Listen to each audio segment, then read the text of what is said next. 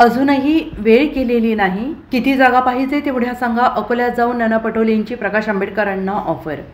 वंचित बहुजन आघाडी आणि काँग्रेस पक्षाने एकमेकांविरोधात उमेदवार उभे केलेले असतानाच काँग्रेसचे प्रदेशाध्यक्ष नाना पटोले यांनी वंचितचे प्रमुख प्रकाश आंबेडकरांना मोठी ऑफर दिली.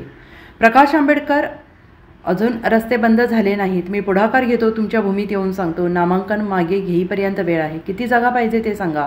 2-3 किती पाहिजे त्या सांगा. पण भाजपला पराभूत करण्यासाठी समोर या. अर्ज मागे घेण्याच्या दिवसापर्यंत वेळ आहे. मग पुढची लढाई सुरू होईल. मैदान सुरू झालं तरी खूप मुद्दे आहेत, आयुधं आहेत. अशी ऑफर पटोले यांनी प्रकाश आंबेडकर यांना दिलेली आहे. ते अकोला येथे बोलत होते. नाना पटोले म्हणाले, तुम्ही म्हणता नाना पटोलेला अधिकार नाहीत. मी स्वतःच्या बळावर सांगतो, सोबत या पक्षश्रेष्ठींशी मी बोलेन. प्रकाश आंबेडकरची अद्याप वेळ गेलेली नाही. 2014 आणि 2019 या 10 वर्षाच्या कालावधीत मतांचं मोठं विभाजन झालं होतं. फुले शाहू आंबेडकरांच्या महाराष्ट्रात मतांचं विभाजन करण्याचं षडयंत्र भाजपने नेहमीच रचलंय, असंही पटोले यांनी नमूद केलंय. आपण एक कालावधी पाहिला की 2014 2019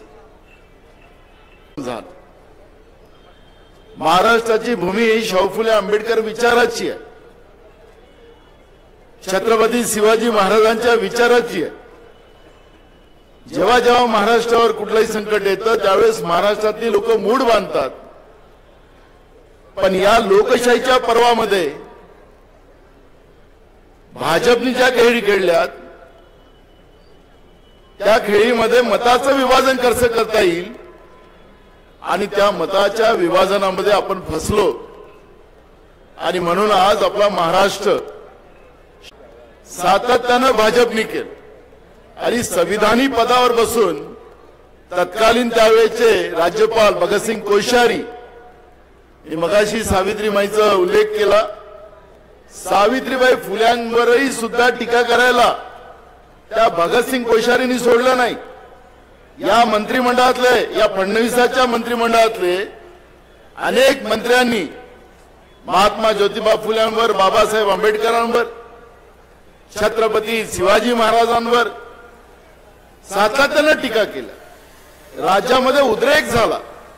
राज्याच्या एका मंत्र्यावर पुण्यामध्ये नाव घेत नाही, त्या मंत्र्याचं लायकीच नाही त्या लोकांची म्हणून त्याचं नाव घेणार नाही. त्याच्यावर एका शाहू फुले आंबेडकर विचाराच्या पोरांनी तर शाई फेकली तोंडावर आणि पोलिसांनी केलं नाही म्हणून शाई फेकत असताना म्हणून त्या पोलिसांनाच निलंबित करून टाकलं. म्हणजे सांगायचं तात्पर्य असं की उद्रेक झाला.